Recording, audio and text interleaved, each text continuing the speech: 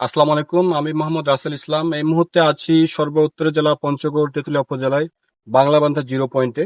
ঠিক এই জায়গা থেকে বিভিন্ন জায়গার ভারতের যে বিভিন্ন যে জায়গাগুলো আছে সেই জায়গাগুলোর দূরত্ব আপনাদেরকে একটু দেখানোর চেষ্টা করব। এখান থেকে ঠিক শিলিগুড়ি মাত্র 16 কিলোমিটার। আপনি ঠিক এই জায়গা থেকে শিলিগুড়ি পৌঁছাতে আপনার সর্বোচ্চ 15 থেকে 20 মিনিট লাগবে। আর ঠিক দার্জিলিং হচ্ছে মাত্র 77 কিলোমিটার। তারপরে যদি আপনি গ্যাংটক যাইতে চান, ঠিক এই জায়গা থেকে গ্যাংটকের দূরত্ব হচ্ছে 133 কিলোমিটার। সিকিম হচ্ছে 154 কিলোমিটার। আর ভুটান ভুটান হচ্ছে 286 কিলোমিটার।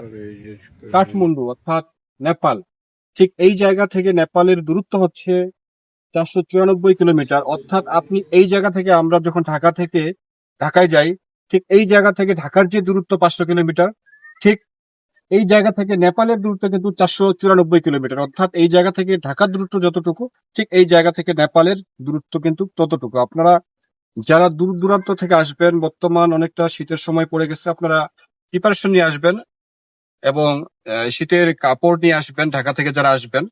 আর কাঞ্চনজঙ্ঘা দেখবেন এবং আপনারা খোঁজখবর নিয়ে আসবেন। সচরাচর প্রতিদিনে কাঞ্চনজঙ্ঘা দেখার সুযোগ হয় না।